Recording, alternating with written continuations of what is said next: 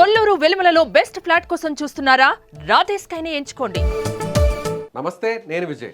YCP నేత గన్నవరం మాజీ MLA Vallabhaneni వంశీని పోలీసులు అరెస్ట్ చేశారు. హైదరాబాద్ నుంచి విజయవాడకు తీసుకెళ్తారు. సో వంశీ మీద పలు కేసులతో పాటు పలు సెక్షన్తో పాటుగా SC/ST అట్రాసిటీ సెక్షన్ కూడా నమోదు చేశారు. సో ఇప్పుడు ఇన్వెస్టిగేషన్ ఎలా చేయబోతున్నారు పోలీసులు?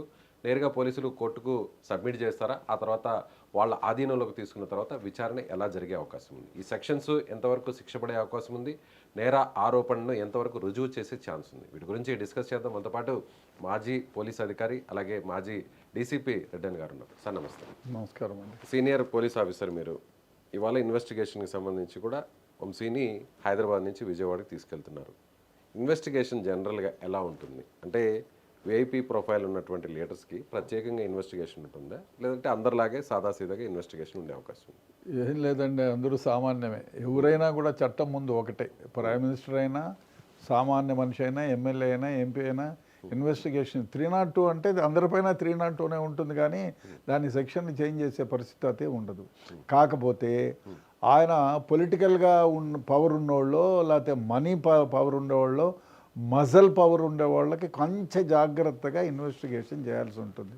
ఎందుకంటే వాళ్ళ దగ్గర మనీ పవర్ ఉంటుంది, మజల్ పవర్ ఉంటుంది, పొలిటికల్ పవర్ ఉంటుంది. కాబట్టి వాళ్ళు ఏ దిశలోనైనా ప్రభావితం చేసి కేసులో విట్నెస్లను కానీ లేదా వేరే విధంగా కూడా ప్రభావితం చేసి కేసు నుంచి తొందరగా బయటపడడానికి ప్రయత్నాలు చేస్తారు. కాబట్టి దీని నుంచి ఈ కేసును పకడ్బందీగా ముందుకు జరపడానికి క్షుణ్ణంగా అధ్యయనం చేసి మరిన్ని ఎవిడెన్సెస్ క్లోజ్ చేసి ఆ ఎవిడెన్సెస్ అన్నిటినీ క్రోడీకరించి ఛార్జ్షీట్కి స్ట్రాంగ్గా వేయడానికి ఏ విధమైనటువంటి అన్ని సదుపాయాలు తీసుకురావాలో ఆ విధంగా ఇన్వెస్టిగేషన్ చేయాల్సి ఉంటుంది. లేకపోతే పొలిటికల్ పార్టీస్ ఏమైతే పొలిటికల్ పవర్ కానీ లేకపోతే మజల్ పవర్ కానీ గూండాగిరి ఉన్నోళ్ళు ఏం చేస్తారంటే అనేక విధాలుగా ప్రయత్నం చేస్తారు. అందువల్ల కొంచెం జాగ్రత్తగా ఇన్వెస్టిగేషన్ చేస్తారు. ఇవాళ ఉదయం 5 గంటలకు హైదరాబాద్లో అరెస్ట్ చేశారు. రాయదుర్గం పోలీసుల సహకారంతో అరెస్ట్ చేశారు. అక్కడి నుంచి నేరుగా విజయవాడకి ఇప్పుడు తీసుకెళ్తున్నారు. సో ఇవాళ పోలీస్ స్టేషన్లో ఉంచే అవకాశం ఉంటుందా, లేదంటే నేరుగా కోర్టుకి సబ్మిట్ చేసే అవకాశం ఉంటుంది? అరెస్ట్ చేసిన 24 గంటల్లో ఆయన్ను కోర్టు ముందు హాజరుపరచాల్సిన విషయం. ఏ కేసులోనైనా ఏ నిందితుడినైనా సపోజ్ మీరు గుజరాత్లో అరెస్ట్ చేసినారనుకోండి, అప్పుడు గుజరాత్లో ఉండే ఎక్కడైతే అరెస్ట్ చేసినారో ఆ ఏరియాకి సంబంధించినటువంటి కోర్టులో హాజరుపరిచి అక్కడి నుంచి టైం తీసుకొని కోర్టులో హాజరుపరచచ్చు. సపోజ్ ఇవాళ ఈ ముద్దాయిని ఇక్కడ కలకట్టాలో అరెస్ట్ చేసినారు. కలకట్టా నుంచి ఇక్కడికి రావడానికి 72 గంటలు పడుతుంది. సో ఆ 72 గంటలు మినహాయించుకోవాలి.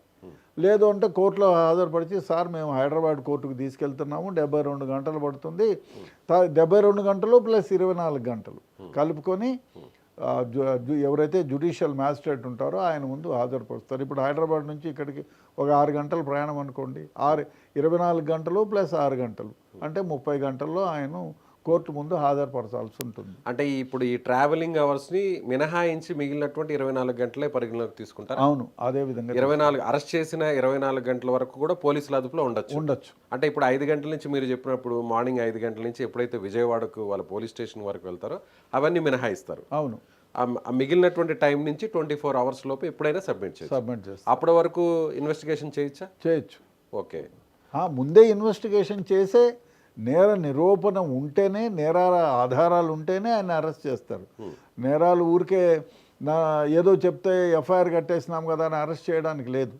చట్టం ఉంది దానికి. అరెస్ట్ చేయదగినవి ఉంటాయి. కొన్ని కేసులు బెయిల్లో స్టేషన్ బెయిల్ ఇచ్చేవి ఉంటాయి. కాబట్టి ఈయనకు స్టేషన్ బెయిల్ అర్హుడు కానప్పుడు, లేదు కేసుల యొక్క గ్రావిటీ ఎక్కువగా ఉన్నప్పుడు అరెస్ట్ చేసి కోర్టులో హాజరుపరుస్తారు. ఇప్పుడు వంశీ మీద నమోదైన సెక్షన్స్ ఒకసారి చూస్తే 140/1, అలాగే 308, 351/3, రెడ్ విత్ 3, దీంతో పాటు అట్రాసిటీ కేసెస్ కూడా ఆయన మీద సెక్షన్స్ అన్ని నాన్ బెయిలబుల్ సెక్షన్స్ అండి.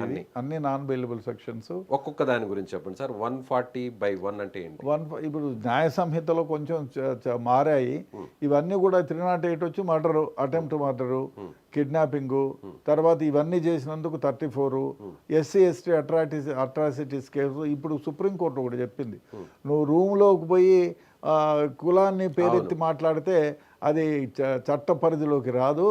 10 మంది ముందు మీరు చెప్పిండాలి, ఆ విధంగా చెప్తేనే ఆ చట్టం పరిధిలోకి వస్తావు అని చెప్పి సుప్రీంకోర్టు ఒక రూలింగ్ ఇచ్చింది. కాబట్టి దాని ప్రకారమే అయి ఉండాలి. ఎస్టీ అట్రాసిటీస్ కేసు ఏదైతే ఉందో అది పబ్లిక్గానో 10 మంది ముందో లేకపోతే ఒక సమూహం ముందో ఆయన్ని కులం పేరుతో దూషించి ఉండాలి. అట్లా అయితేనే ఎస్సీ ఎస్టీ కేసు అట్రాక్ట్ అవుతుంది. ఇప్పుడు పర్టికులర్గా ఈ కేసు, ఇప్పుడు వంశీ మీద నమోదైన కేసు, టీడీపీ కార్యాలయం మీద దాడి చేసినటువంటి కేసులో A71గా ఉన్నారు. మొత్తం 88 మంది మీద కేసులు పెడితే ఈయన 71గా ఉన్నారు. సో అప్పుడు పెట్టినటువంటి కేసు బలమా, లేదంటే ఎవరైతే కంప్లైంట్ చేసినటువంటి వ్యక్తి ఉన్నాడో అతని మీద బలవంతం చేసి, ఒత్తిడి చేసి, కిడ్నాప్ చేసి అతన్ని కేసు వెనక్కి తీసుకునే విధంగా ఒత్తిడి చేశారు అనేది ఇప్పుడు మరొక కేసు నమోదైంది. అంటే అట్రాసిటీ కేసు నమోదైంది. ఇది ఇంకా కూడా ప్రెషర్ ఎక్కువ పెరిగిందా, కేసు బలం ఇంకా మరీ పెరిగిందా? డెఫినెట్గా దీనికే బలం ఎక్కువ ఉంటుంది. ఎందుకంటే కిడ్నాపింగ్ చేయడం it is a big offence. నువ్వు చెప్తావా, చెప్పకుండా నువ్వు విత్డ్రా చేసుకోకపోతే చంపుతామని బెదిరించారనుకో, అదొక పెద్ద కేసు. సో ఇవన్నీ ఎవిడెన్సెస్ కలెక్ట్ చేసిన కంటే ముందు కేసుల కంటే ఈ కేసులో బలం ఎక్కువ ఉంటుంది. డైరెక్ట్ 1-to-1 కాబట్టి దీంట్లో విట్నెసెస్ కూడా ఉంటారు. కిడ్నాప్ చేసినప్పుడు వాళ్ళ తల్లి ఉంది, భార్య ఉంటుంది, చెల్లెలు ఉంది, ఎవరో ఉంటారు కదా, వాళ్ళందరూ రికార్డ్ చేస్తారు. వీలైతే కూడా 164 సిఆర్పిసి స్టేట్మెంట్ ప్రకారం మ్యాజిస్ట్రేట్ ముందు రిజిస్టర్ చేసి ఈ కేసును మరింత ముందుకు తీసుకెళ్ళడానికి ఆస్కారం ఉంది. సో ఇప్పుడు అందరిలో కూడా కొన్ని డిమాండ్స్, అంటే ఇంటర్నల్గా పార్టీలో కార్యకర్తలు సోషల్ మీడియాలో రకరకాల పోస్టులు పెడుతున్నారు. ఏమంటున్నారంటే, 3rd డిగ్రీ ప్రయోగించాలి, తగిన శాస్తి చేయాలి, త్రిపులార్ని ఏ విధంగా ఇబ్బంది పెట్టారో అప్పుడు సిఐడి పోలీసులు, అలాగే చంద్రబాబుని ఏ విధంగా ఇబ్బంది పెట్టారో సో ఆ విధంగా ఇప్పుడు చేయబోతున్నారు, చెయ్యాలి. వాస్తవంగా 3rd డిగ్రీ ప్రయోగించే ఛాన్స్ ఉంటుందా పోలీసు? లేదండి, తప్పు. ఎవరు ఆ విధంగా డిమాండ్ చేసినా అది తప్పు. సోషల్ మీడియా మరీ దరిద్రంగా తయారైంది. ఇదిగో పాము అంటే అదిగో తోక అని చెప్పి అందరి మీద వాళ్ళు ఇష్టం వచ్చినట్టు వాళ్ళు కామెంట్లు చేసి పెడుతున్నారు. ఇది మహా తప్పు సోషల్ మీడియా. అంటే ఇప్పుడు వల్లభనేని వంశీ విషయమే కదా సార్, ఎవరినైనా అరెస్ట్ చేస్తే పోలీసులు కానీ లేదంటే ఆపోజిట్లో పవర్లో ఉండేవాళ్ళు టార్గెట్ చేస్తే పోలీసుల బిహేవియర్ ఎలా ఉంటుంది? అంటే ఫర్ ఎగ్జాంపుల్ కోర్టుకు తీసుకొచ్చే లోపలే కఠినంగా వ్యవహరిస్తారా? అంటే నేను మీరని కాదు, మామూలు జనరల్గా కఠినంగా వ్యవహరిస్తారా? తర్వాత కోర్టుకు సబ్మిట్ చేసిన తర్వాత మళ్ళీ కూడా దర్యాప్తు చేయాలని కోర్టు పర్మిషన్ తీసుకుంటారు. పోలీసులు మళ్ళీ కూడా విచారణ కొనసాగించాలి, ఇంకా కూడా కేసుకు ముందుకు వెళ్ళాలి, ఆధారాలను సేకరించడం కోసం మాకు మళ్ళీ కూడా మా అదుపులో పోలీస్ కస్టడీకి తీసుకుంటారు. అప్పుడు బిహేవియర్ ఎలా ఉంటుంది? అంటే ఎవరైనా కూడా జనరల్గా కోర్టుకు సబ్మిట్ చేసే లోపలే కఠినంగా వ్యవహరిస్తారా? కోర్టు నుంచి పర్మిషన్ తీసుకొని కస్టడీలోకి మళ్ళీ తీసుకున్న తర్వాత మళ్ళీ కూడా కఠినంగా వ్యవహరించే అవకాశం జనరల్గా, అంటే వాళ్ళకి కావాల్సిన ఆధారాలను సేకరించడం కోసం జనరల్గా కోర్టుకు సబ్మిట్ చేయకముందే కొంచెం కఠినంగా వ్యవహరించడానికి ఆస్కారం ఉంది. ఒకసారి కోర్టులో ప్రవేశపెట్టి కోర్టులో నుంచి తీసుకొచ్చి ఇంట్రాగేషన్ పేరు మీద ఏదైనా 3rd డిగ్రీ ఉపయోగిస్తే, ఎందుకంటే ఏ అక్యూజ్డ్నైనా ఏ ముద్దాయినైనా పోలీస్ కస్టడీకి ఇచ్చేటప్పుడు ఆయన హాస్పిటల్లోకి తీసుకెళ్ళి ఒక డాక్టర్ ఎగ్జామిన్ చేసి ఎవ్రీ 24 అవర్స్కి మళ్ళీ ఆయన డాక్టర్ దగ్గర ప్రొడ్యూస్ చేయాల్సి ఉంటుంది. కాబట్టి 3rd డిగ్రీ అప్పుడు ఉపయోగించడానికి వీలు లేదు. ఒకవేళ ఉపయోగిస్తే అదే నిరూపణ అయితే ఆ ఐఓ గారు జైలుకి పోతాడు. ఓకే, కాబట్టి అది డెఫినెట్గా తప్పు. ఏదైనా కోర్టుకు ముందే ఏది ఏమైనా ఇటువంటి కేసుల్లో, ఎటువంటి కేసుల్లోనైనా పొలిటికల్ ఇన్వాల్వ్మెంట్ కానీ మామూలు కేసుల్లో కానీ 3rd డిగ్రీ ఉపయోగించడం నేరం. ఎందుకంటే ఇట్ ఈస్ నాట్ ఇది ఎక్కడ చట్ట పరిధిలో లేనివ్వండి. ఇప్పుడు మామూలుగా ఒక సమూహాన్ని చెదరగొట్టడం కోసమో, లేదు అన్రూలీ మాబు ఒక మంచి ప్రజల్ని హింసిస్తున్నారనో, లేకపోతే బాంబులు వేస్తున్నారనో వాళ్ళని నిలువరించుకోవడానికి లాఠీ చార్జ్ చేస్తారు, అవసరమైతే ఫైర్ ఓపెన్ చేసి చంపుతారు. అంతేగాని నువ్వు ఏదో కేసులో నేవ నిరూపణ చేయాలని వాడిని తీసుకొచ్చి ఇష్టం వచ్చినట్టు కొట్టి మీ కక్ష తీర్చుకోవడమో, లేకపోతే పోలీస్ ఆఫీసర్ ఎవరైనా డబ్బులు తీసుకొని వాడిని కొట్టన్నా పోలీస్ స్టేషన్లో తీసుకొచ్చి కొట్టడం తప్పు, మా నేరం, జైలుకు పోతారు వాళ్ళు. ఇటువంటివన్నీ చేయకూడదు. నీకు పొలిటికల్ విషయంలో ప్రజెంట్ డిప్యూటీ స్పీకర్ ఉండి ఎమ్మెల్యేగా ఉన్న రఘురామకృష్ణరాజు విషయంలో కూడా అప్పుడు సిఐడి పోలీసులు చాలా దురుసుగా వ్యవహరించారు, దుర్మార్గంగా వ్యవహరించారు. సో ఆ గాయాలన్నీ కూడా ఆయన బయటకు వచ్చి మీడియాకు చూపించడం జరిగింది, కోర్టుకు కూడా చూపించడం జరిగింది. ఇప్పుడు అదే వ్యవహారంలో అదే అధికారులు ఇబ్బందులు పడుతున్నారు, అంతేనంటారా? డెఫినెట్గా అది మహాపాపం. అదే కాదు అసలు ఇప్పుడు ఎందుకు ఆయన హింసించాల్సిన వచ్చిందండి? ఎవరన్నా కానీ, ఏ పార్టీ అన్నా కానీ, ఒక పదవిలో ఉన్నవాడు, పదవి లేదే అనుకుందాం, అతన్ని ఎందుకు హింసించాలి? మీకు ఏమైనా రాబట్టాలి? పోనీ ఒక ప్రైమ్ మినిస్టర్ని చంపడానికి హ్యాక్ చేశాడు, బాంబులు పెట్టాడు, ఆ నేర నిరూపణ కోసమే మీరు ఏదన్నా ప్రశ్నలు కఠినంగా అడిగారు, కఠినంగా ప్రవర్తించారంటే దేర్ ఈజ్ ఎ మీనింగ్. ఏదీ లేకుండా ఏదో కేసులో అరెస్ట్ చేసి ఆయన ఎవరినైనా హింసించడం అనేది నేరం. అది డెఫినెట్గా ఇటువంటి నేరాలు చేసిన వాళ్ళకి కఠినంగా శిక్షించాలి. ఎందుకంటే కక్ష సాధింపు చర్య అయిపోతుంది. వాడెవడో తిట్టాడని మీరు పట్టుకొచ్చి కొట్టి అదే పోలీస్ కస్టడీలో చనిపోయి ఉంటే తప్పండి.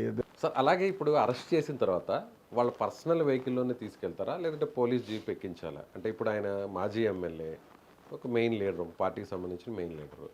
ఫస్ట్ ఏమో అతను పర్సనల్ వెహికల్లో తీసుకొచ్చినట్టున్నారు. ఆ తర్వాత మళ్ళీ విజయవాడకి తీసుకొచ్చాక పోలీస్ జీప్ ఎక్కించి వేరే స్టేషన్కి తీసుకెళ్లారు.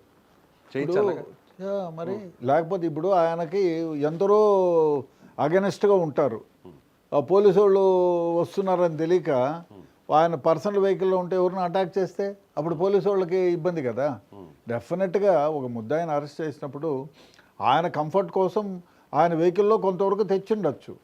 అప్పుడు ఆయనకు అగెనెస్ట్ పార్టీ వాళ్ళు చాలామంది ఉన్నారు, ఎప్పుడైనా అటాక్ చేస్తారు అంటే ఆయన అరెస్ట్ చేసిన తర్వాత ఆయన భద్రతను గురించి చూడాల్సిన బాధ్యత పోలీసులకు ఉంటుంది. ఆయన భద్రత రీత్యా రేపొద్దునే కారులో వస్తుంటే ఎవరిని అటాక్ చేసి బాంబులు గింపులు వేస్తే ఆయన ప్రాణము పోతే మళ్ళీ రెస్పాన్సిబుల్. మీ కస్టడీలో ఉండి మీరు కావాలని చంపారని చంపించారు అని చెప్పే ఆస్కారం ఉంది కదా, పోలీసులకే ఇబ్బంది అవుతుంది. అవును. అందువల్ల ఏం చేస్తారంటే జనరల్గా పోలీస్ వెహికల్లో పెట్టుకొని ఆయనకు ఎస్కార్ట్ ఇచ్చి ఎవరైనా పబ్లిక్ మూకలైనా ప్రైవేట్ కార్ని ధ్వంసం చేయొచ్చు, అటాక్ చేయొచ్చు, కానీ పోలీస్ వెహికల్ని చేయడానికి జంకుతారు. పోలీసు వాళ్ళు ఉన్నారా అంటారు. వెపన్ ఉంటుంది. అదేవిధంగా వెపన్ ఉంటే వాళ్ళు ఎవరైనా అటాక్ చేస్తే కూడా ఫైర్ ఓపెన్ చేస్తారు. ఎందుకంటే ఈయన వెహికల్ పోలీస్ వెహికల్ కాబట్టి అటాక్ చేసినారు కాబట్టి ఆయన సెల్ఫ్ డిఫెన్స్ మోడ్లో మేము అరెస్ట్ చేసాము, లేకపోతే కాల్చాము, లాఠీ చార్జ్ చేసినా దానికి ఒక ఇది ఉంటుంది, శాంటిటీ ఉంటుంది. ఇప్పుడు సంఖ్యలు వేసే అధికారం కూడా ఉంటుంది. ఏ స్థాయి వ్యక్తి పారిపోయేతాడు, అతను మా మాట వినడు, తప్పించుకొని పారిపోతాడు అని మంచి గ్రేవ్ అఫెన్స్ అయి ఉంటే డెఫినెట్గా సంఖ్యలు. ఇప్పుడు ఈ కేసులో వల్లభనేని వంశీకి సంబంధించిన ఈ కేసులో వంశీకి సంఖ్యలు వేసే రైట్ పోలీసులకు ఉంటుందా? ఇప్పుడు దాని ఆధారపడి ఆయన ఎవరన్నా కొట్టి పారిపోయినాడు అనుకో, సపోజ్ వల్లభనేని వంశీ కానీ ఇంకోళ్ళు కానీ ఎవరన్నా కానీ ఆయన లేదు ఆయన అనుచరులు ధనం వచ్చి ఈయన కొట్టి పారిపోతారు, ఈయన లాక్కపోతారంటే ఆ టైంలో వేయచ్చు. ఇప్పుడు పోలీసులతో ఆయన వాగ్వాదం చేశారు, పోలీస్ జీప్లో ఎక్కించారు, ఆల్రెడీ భవానీపురం పోలీస్ స్టేషన్కి తీసుకెళ్లారు ఫస్ట్ విజయవాడలో, ఆ తర్వాత మళ్ళీ కృష్ణలంక పిఎస్కి కూడా తీసుకెళ్తున్నారు.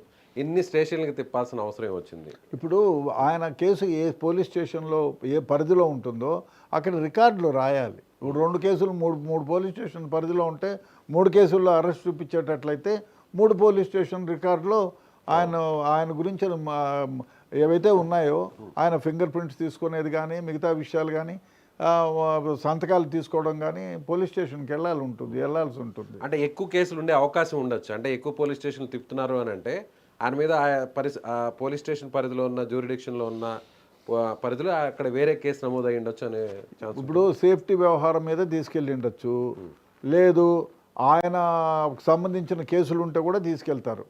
సో ఇంతకుముందు కేసులు ఉన్నాయనుకోండి ఆ పోలీస్ స్టేషన్లో, అక్కడికి ఆ కేసుల్లో కూడా అరెస్ట్ చూపించాలి అనుకుంటే ఆ స్టేషన్కి తీసుకెళ్తారు. అలాగే మార్గ మధ్యంలో కూడా బ్రేక్ఫాస్ట్కి ఒక చోట ఆపారంటున్నారు.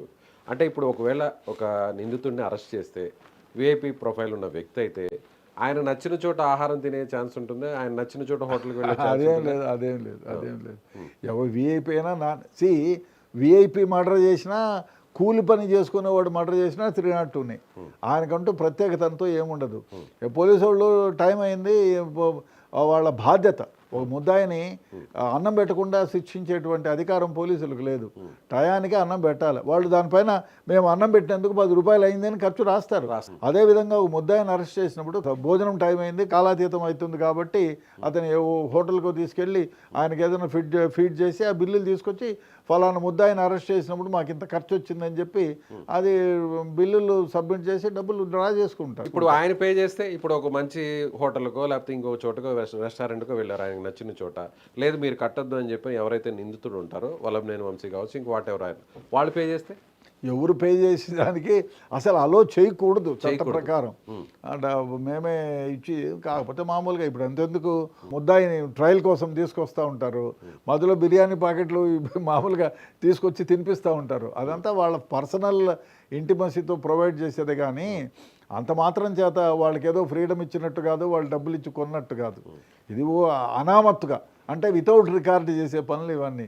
అలాగే చాలా సినిమాల్లో కూడా చూస్తుంటాం సార్, అంటే ఎవరైతే కక్ష కట్టి బాగా కరుడు కట్టిన ముద్దాయిలో లేకపోతే నిందితుల్లో ఉంటారో వాళ్ళని బట్టలు ఇప్పో లేకపోతే షర్ట్ ఇప్పో సంకెళ్ళు వేసి రోడ్డు మీద నడిపించడం ఇలాంటివి చూస్తుంటారు. సోషల్ మీడియాలో కూడా అలాంటి కామెంట్స్ వస్తూ ఉన్నాయి, ఇతను అలాగే రోడ్డు మీద నడిపించాలి.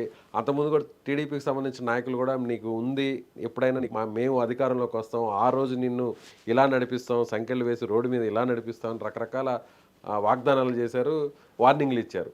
అలా చేయొచ్చా జనరల్గా పోలీసు? లేదండి, తప్ప ఏదో వాళ్ళు సోషల్ మీడియా నోటుకొచ్చినట్టు మాట్లాడతారు, కానీ ఆయన ఒకవేళ ఆయన పదవిలో అధికారంలో ఉండి ఆ విధంగా చేసినా వీళ్ళు కక్ష సాధింపు చర్యగా ఆ విధంగా చేయకూడదు. వాడు వెదవైనంత మాత్రాన్ని వీళ్ళు వెదవుతారా? ఇప్పుడు సెల్లో వేసే రైట్ ఉంటుందా? ఎస్, పోలీస్ స్టేషన్లో సెల్లో వేయచ్చు, 100% వేయచ్చు. సెల్లో వేయచ్చు, సెల్లో వేసి తాళం వేయచ్చు, తాళం వేయచ్చు. అది వల్లభనేని వంశీ అయినా ఎవరైనా ఈ కేసులో అయినా వేయచ్చు, ఈ సెక్షన్లో అయినా వేయచ్చు. అలాగే నడిపించచ్చా? బేడీలు వేసి సంఖ్యలు వేసి రోడ్డు మీద బేడీలు అంటే చెప్పాను కదా, ఇప్పుడు బేడీలు వేసినారంటే దానికి ఒక ప్రాతిపదిక ఉండి, తప్పించుకొని పారిపోతాడను, ఈనియస్ క్రైమ్ చేశాడను, అట్లాంటప్పుడు వేయచ్చు. అంతేగాని పారిపోడు మనతో పాటు వస్తాడు అనుకున్నట్టుగా ఉంటే చుట్టూరా వలయంగా ఉంటారు, 2-3 ఎస్కార్ట్ ఉంటారు, వాళ్ళలో తీసుకొస్తారు. అంటే నడిపించడం అంటే రోడ్డు మీద నడిపించడం అని ఉంటారు కదా. రోడ్డు మీద అంటే ఇప్పుడు కోర్టు కాంపౌండ్లో వెహికల్ తీసుకెళ్తారు, అక్కడ నుంచి కోర్టులోకి నడిపించాల్సిందే కదా. లేదు అనుకోండి, వెహికల్ లేదు, పోలీసు బండి పోలేదు అక్కడికంటే నడిపించుకొని తీసుకెళ్తారు. అంతేగాని రోడ్డు ఊరంతా తిప్పి తీసుకెళ్ళకూడదు, అది తప్పది. ఆయన్ని ప్రత్యేకంగా ఊరంతా, అది సినిమాటిక్ కానీ సినిమాల్లో జరుగుతుంది, కానీ బయట చట్టం ఒప్పుకోదు. ఫైనల్ గా చెప్పండి, ఇప్పుడున్న సెక్షన్ల ప్రకారం ఎన్నేళ్ల శిక్ష పడే అవకాశం ఉంది వంశీకి? నేరం నిరూపితం అయితే అది జడ్జి పైన ఆధారపడి ఉంటుంది. 3 ఏళ్ల నుంచి 8 ఏళ్ల 7 ఏళ్ల వరకు జైలు శిక్ష పడే. అట్రాసిటీ కేసులు ఎన్నేళ్ల శిక్ష? అదే 5 years అండి, 5 years. ఆ మర్డర్ ఉంది, అటెంప్ట్ మర్డర్ ఉంది కాబట్టి లైఫ్ కూడా ఇవ్వచ్చు, దాంట్లో లైఫ్ కూడా ఇవ్వచ్చు, అటెంప్ట్ మర్డర్కి ఇవ్వచ్చు. Right sir, thank you sir, thank you. So ఇది మాజీ పోలీస్ అధికారి రెడ్డన్ గారు చెప్తున్నట్టుగా ఖచ్చితంగా ఎవరైనా కూడా, అంటే ఎవరు అధికారంలో ఉన్నా, ఏ ప్రజాప్రతినిధి అయినా, ఏ పార్టీ నాయకుడైనా కూడా ఈ విధంగా అనుచితంగా వ్యవహరించడం కరెక్ట్ కాదు. పోలీసులు కూడా ఈ స్థాయిలో వారి ఒత్తిడి మేరకు పనిచేయడం కరెక్ట్ కాదు. ముఖ్యంగా ఇప్పుడున్నటువంటి సెక్షన్ల ప్రకారం చూసినట్లయితే నేరం నిరూపితం అయితే వంశీకి 3 ఏళ్ల నుంచి 7 ఏళ్ల వరకు జైలు శిక్ష పడే అవకాశం కూడా ఉందని ఆయన చెప్తున్నారు. Thank you so much.